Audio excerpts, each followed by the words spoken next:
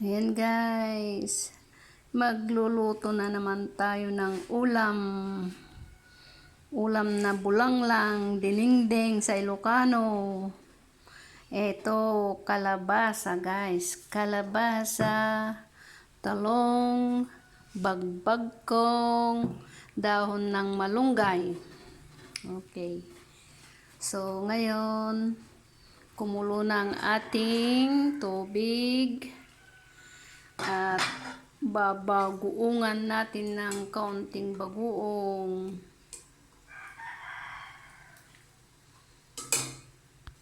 Ngayon, lalagay natin yung bagoong dito.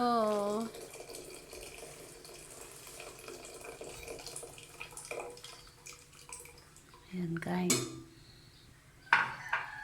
Tapos pakuluan konti.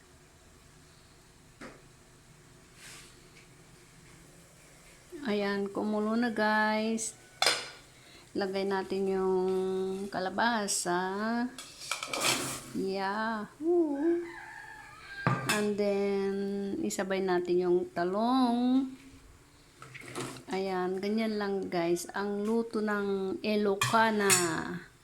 Takpan natin.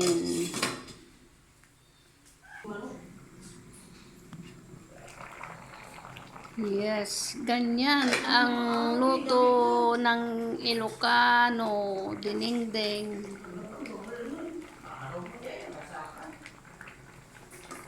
Ayan, malambot na yung kalabasa guys. Ilagay natin yung mga dahon, yung dahon ng bulaklak ng bagbagkong. Ayan guys.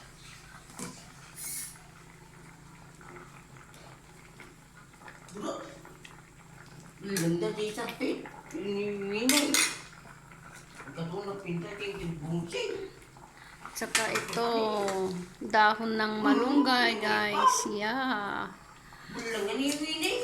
Gamot kasi itong malunggay kaya kailangan mag-ulam ng dahon ng malunggay. Anti-cancer daw yan. Purwak niya diritos na. Akin din mate. To sumanaon yan tigalbit ayan oo. Naririnig nyo guys. Salita ng salita siya yan tigalbit na habang ako'y nagluluto ng ulam naming gulay, bulanglang. Masarap di pakbet. Wow. Saluyot. Sarap yan. Ganda di kamuti. Ulit bungkay mo. Bakol. Oh, yes. Sarap yan. Titimplahan natin ng asin guys. Asin. Konting asin.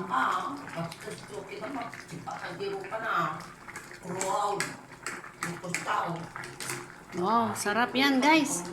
Okay na. Tan tanan.